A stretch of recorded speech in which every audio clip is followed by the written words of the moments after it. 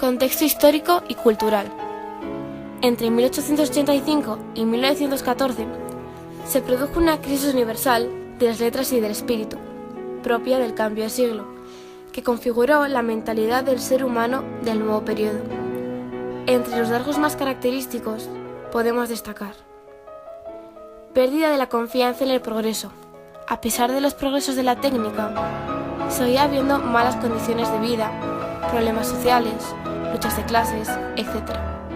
Crítica del positivismo y desconfianza en la razón para entender el mundo.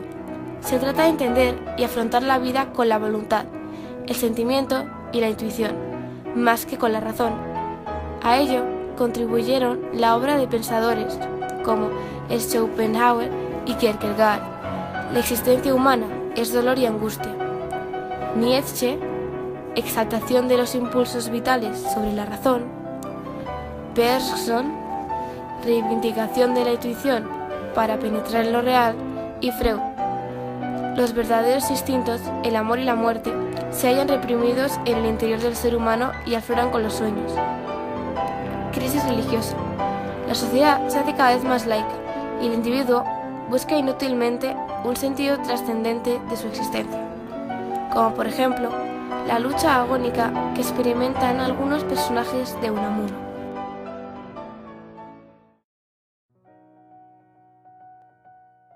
Desde finales del siglo XIX proliferan, tanto en Europa como en América, las corrientes renovadoras opuestas a la estética del realismo, vinculada al positivismo y a la razón.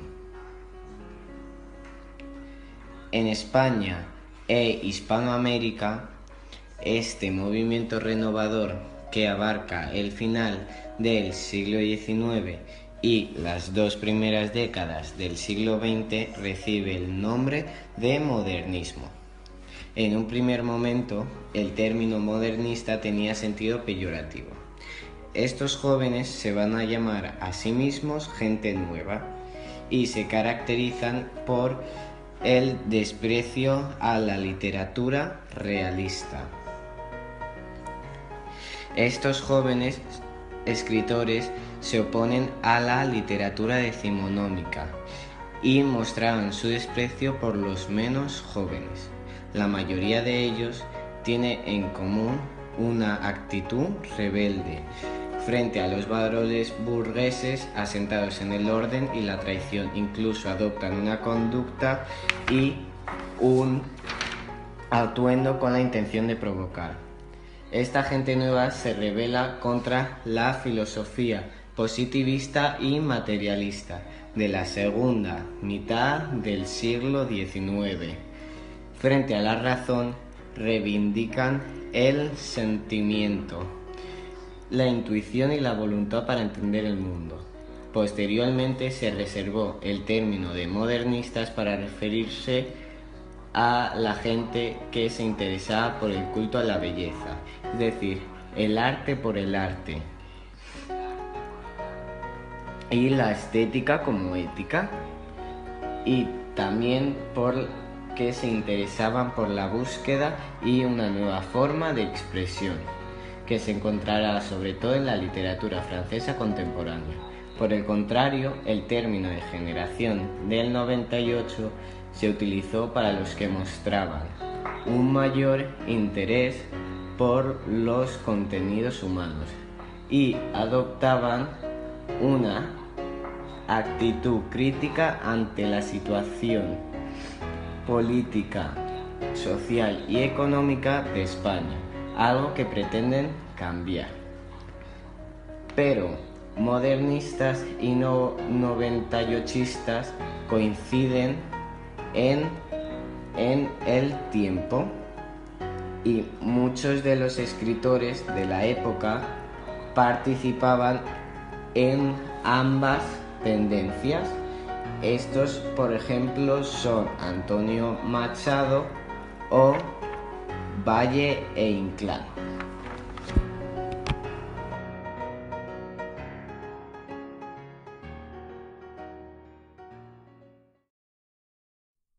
el modernismo recibe las influencias de dos movimientos franceses de la segunda mitad del siglo XIX, el parnasianismo y sobre todo el simbolismo. Para algunos críticos, el modernismo es el nombre que recibe el simbolismo de las letras hispánicas, además también de la literatura norteamericana y rusa. El parnasianismo busca la perfección formal, los versos pulidos, de ahí la preferencia por ciertos temas propicios al lucimiento esteticista, la mitología, la evocación del tiempo pasado o ambientes exóticos como los orientales. Su lema es el arte por el arte, y destacan autores parnasianos franceses como Le Comte de Lisle y Théophile Gautier. Como ejemplo, para entender este nuevo concepto, hemos buscado un poema traducido al español llamado La muerte del sol de Le Comte de Lisle. En el poema podemos notar la importancia que tiene la métrica. Es un soneto con una estructura y rima. La rima que se presenta es consonante y en forma A, B, B, A, B, A, B, C, D, C, D, C, T. Este factor es representante del parnasianismo, ya que deja atrás el lirismo y destaca en la perfección formal, dejando de lado al principio romántico de la pasión. Presenta un escenario que retoma la temática de la naturaleza del contexto común. En el poema se hace referencia a la púrpura, color que se conseguía en Líbano, y es uno de los elementos griegos. Se hace gran alusión al sol, tema principal del poema. Recordaremos que para los griegos el día y la noche eran muy importantes y tenían dioses representando a cada uno. El lenguaje utilizado en este poema no solo es estético, pero también musical y lleno de sentido y formalismo. Se incluyen palabras rebuscadas como bemejo. Aquí tenemos el poema original que está escrito en francés, ya que el autor es de origen francés.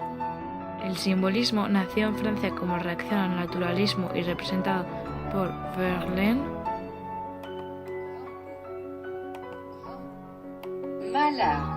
Pero con antecedentes en España, un precursor es Bécquer. Defiende que la realidad tras sus apariencias esconde significaciones profundas que el poeta tiene que descubrir y comunicar al lector. Para ello se sirven de los símbolos, imagen física que sugiere ideas, sentimientos, angustias, obsesiones. Por ejemplo, el ocaso puede ser símbolo de la decadencia o de la muerte. El camino será símbolo de la vida, como el Machado, etc. La poesía se convierte así en un instrumento del conocimiento, que a través de los símbolos capta la realidad suprarracional, subjetiva, que solo se puede expresar mediante la alusión y la sugerencia. De ahí la importancia también de la metáfora y de la musicalidad del verso. Para entender mejor este nuevo concepto, hemos buscado como ejemplo Canción de Otoño de Verlaine, donde en este poema, Canción de Otoño, Verlaine se presenta a sí mismo como un corazón herido, como una hoja a merced del viento, maltratado por las circunstancias, paso del tiempo, sociedad sofocante, monotonía, que le empujan y vapulean, un poema melancólico y nostálgico como el mismo otoño. En las letras hispánicas, el modernismo tiene su cuna en Hispanoamérica. En general, se acepta la fecha de 1888, año de publicación de Azul, de Rubén Darío, como inicio del modernismo hispanoamericano, aunque se advierte la presencia de la nueva estética ya en la prosa juvenil del cubano José Martí. Y tenemos un ejemplo de la sonatina que pertenece a la obra de Azul de Rubén Darío.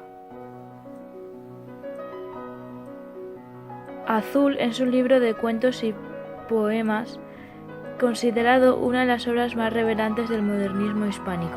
Se publicó por primera vez en Valparaíso el 30 de junio de 1888, 2 años después en Guatemala apareció una segunda edición corregida y aumentada.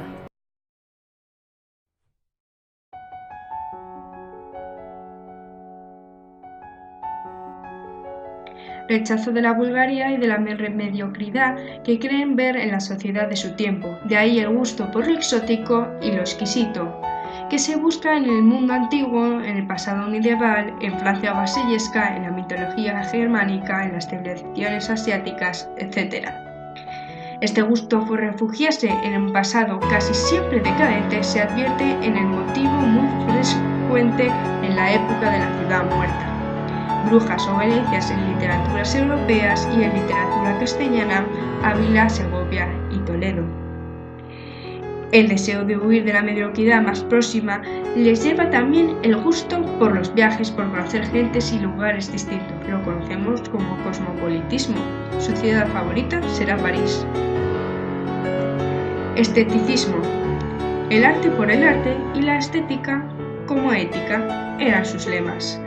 La insatisfacción del mundo circundante también les lleva a la exaltación del arte y dentro del arte de la poesía, como el medio para penetrar en lo absoluto y lo infinito. La poesía como encarnación de la belleza.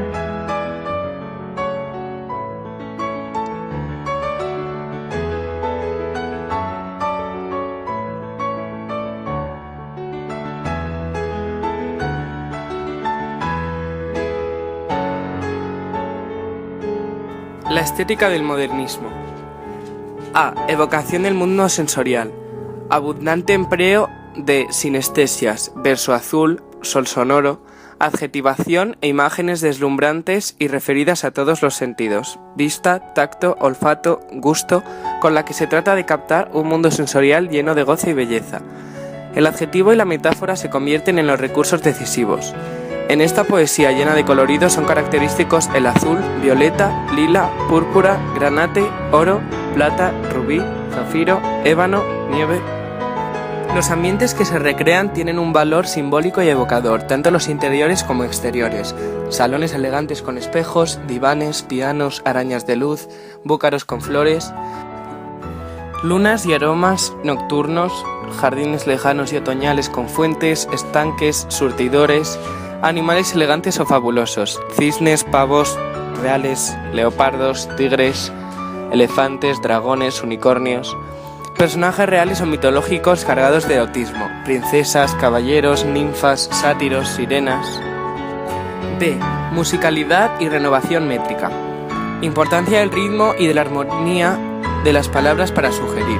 Ello lleva a los modernistas a la recuperación de metros olvidados o poco utilizados, alejandrino, eneasílabo, y a la creación de otros nuevos, de hasta 20 sílabas. El uso del verso libre, las asonancias internas, también al gusto por la versificación a base de pies acentuales, especialmente los ternarios, provenientes de la lírica clásica griega. Dáctilos, una sílaba larga seguida de dos breves, como en ínclitas razas subérrimas. Anfíbracos, una larga sílaba entre dos breves, ya se oye en los claros clarines. Y anapestos, dos sílabas breves seguidas de una larga. La princesa está triste. ¿Qué tendrá la princesa?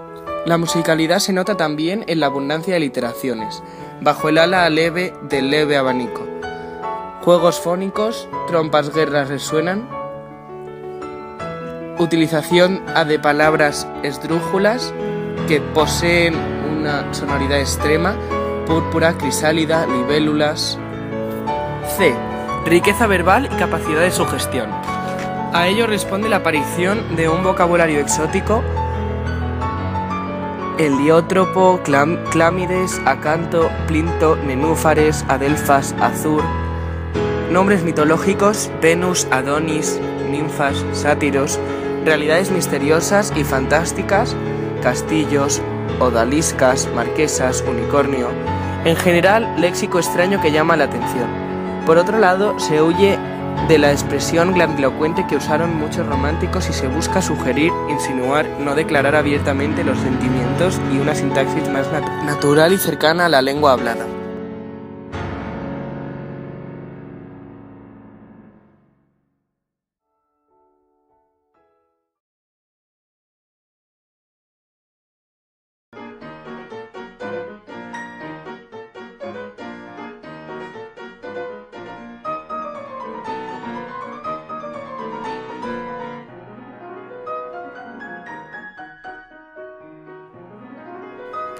Temas del modernismo. La recreación del pasado y la invención de mundos imaginarios, lo clásico, lo medieval, lo legendario, lo exótico, lo oriental. El mundo sensorial captado a través de todos los sentidos, vista, oído, olfato, tacto, la intimidad del poeta. Los modernistas, al igual que los románticos, potenciaron el dominio de la pasión sobre la razón, de la emoción sobre la reflexión, pero al contrario que los románticos, son más que su propio sentimiento, individual e intransferible. Se busca el sentir transferible y comparable al de los otros. No es el poeta quien se muestra, sino un actor de sí mismo, comparable a los deseos de cualquier persona culta. No olvidemos que el modernismo es un arte elitista. Antonio Machado decía: mi sentimiento no es exclusivamente mío, sino más bien nuestro. En esta expresión del mundo interior hay diferentes posturas que oscilan entre un vitalismo optimista que lleva a un goce desenfrenado de la vida y profundas manifestaciones de insatisfacción, descontento, desánimo, hastío, melancolía y soledad.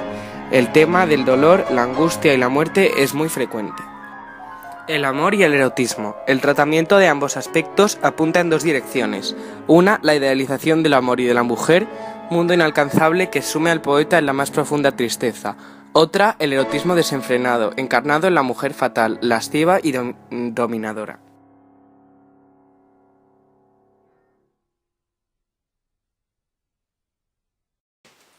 La princesa está triste. ¿Qué tendrá la princesa? Los suspiros escapan de su boca de fresa. ¿Qué ha perdido la risa? ¿Qué ha perdido el color? Rubén Darío, que vivió desde 1867 a 1916, es considerado la figura más importante del movimiento literario llamado modernismo. Era nicaragüense y su nombre completo era Félix Rubén García Sarmiento. Publica en 1888 Azul, donde exalta la Grecia clásica y el siglo XVIII. Presenta ambientes exóticos y muestra una preocupación por el ritmo y la musicalidad del verso. Publica prosas profanas en 1896. Su modernismo llega al cenit y aparece un mundo de belleza y colorido, encarnado en nuevas combinaciones métricas, y recupera versos de la tradición métrica hispánica, como enesílabos y alejandrinos, este último emparentado con el mester de Clicería. Publica Cantos de vida y esperanza en 1905. Aquí, Rubén Darío contempla y en la distancia la mitología modernismo que contribuye a crear. Se sitúa ahora en la línea del modernismo intimista y meditativo. Los temas giran en torno a dos ejes. Uno, las preocupaciones filosóficas, el paso del tiempo, el sentido de la vida, y otro, el mundo hispánico frente al imperialismo estadounidense. Con respecto a España, triunfarán artistas como Manuel Reina, Ricardo Gil y Salvador Rueda, que influenciarán a otros como Francisco Villa Espesa, Manuel Machado, con su obra Alma, y a los inicios de autores como Antonio Machado, Soledades, y la primera etapa de Juan Ramón Jiménez, con obras como Almas de Violeta.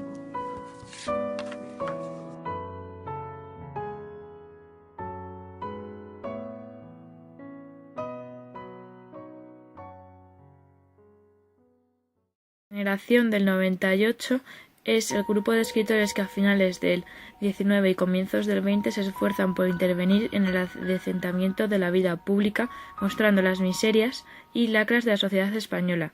En 1901, Azorín formó con Pío Baroja y Ramiro de Maeztu el Grupo de los Tres, y en 1913 inventa el nombre de la generación del 98.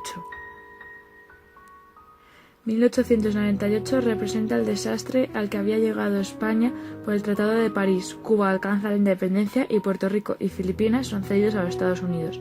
Otros autores importantes de esta generación son Miguel de Unamuno, Antonio Machado y Valle Inclán. Características generales de la generación del 98 son la crítica de los males de España, se escribe contra el caciquismo, las glorias pasadas y males nacionales, el hambre y la ignorancia, pesimismo, Ante la situación histórica, la pérdida de las últimas colonias se relacionan con el desmoronamiento de los valores sociales y espirituales. Otra es la influencia de la filosofía. Frente al dogmatismo aparecen los planteamientos existenciales de Kierkegaard y Schopenhauer, en los que predominan la falta de sentido de la vida, la duda existencial y el escepticismo. Otra característica es el dolor de España. Nace un profundo patriotismo centralista y casticista, representando en Castilla. El subjetivismo también es una característica. La realidad queda teñida por la sensibilidad personal frente al objetivismo de la novela realista y naturalista. Y por último, la renovación estética o estilo. Huyen de las formas retóricas burguesas del XIX, buscan la sobriedad usando palabras tradicionales y castizas, muchas en desuso. Los géneros que cultivan son la novela, Unamuno, Baroja, Azorín, el ensayo, Unamuno o Azorín, y en menor medida el teatro, Valle Inclán, y la poesía, Antonio Machado y Unamuno.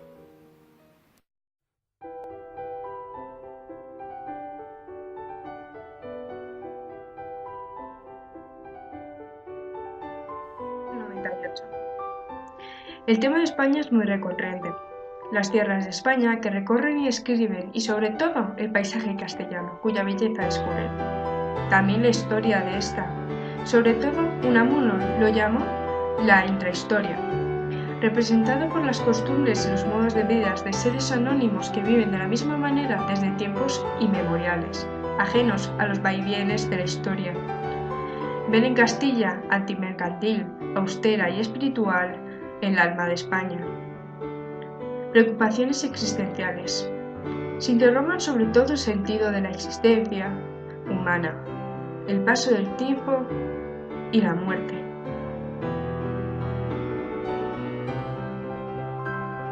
Influyen en estos autores pensadores como la talla de Schopenhauer y Kierkegaard. La existencia del humano es dolor y angustia. Nietzsche, exaltación de los impulsos vitales sobre la razón.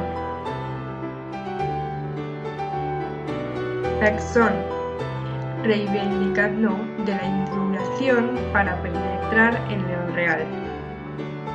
Y Freud, los verdaderos instintos, el amor y la muerte, se hallan reprimidos en el interior del ser humano y afloran en los sueños.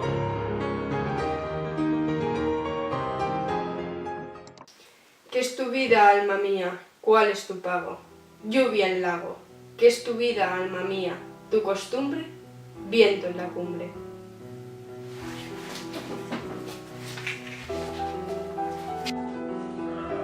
Miguel de Unamuno, 1864-1936.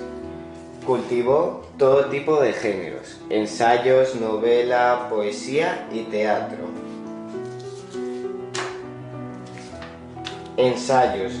Dos son los temas fundamentales sobre los que reflexiona: los temas de España y el sentido de la vida humana, tema existencial.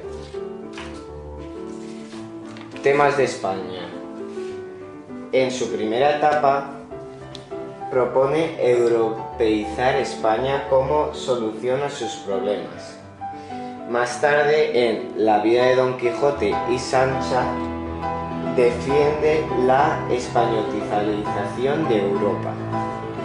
Se dice que Quijote es el símbolo del espíritu español y que propone rescatar el sepulcro caballero de la locura del poder de los hidalgos de la razón. Por otra parte está la obra Por tierras de Portugal y España, que describe un paisaje peninsular.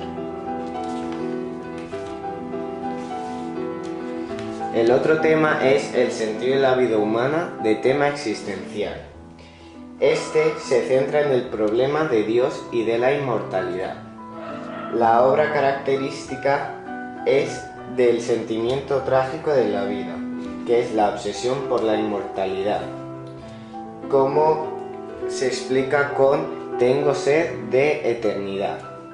Después, otra obra es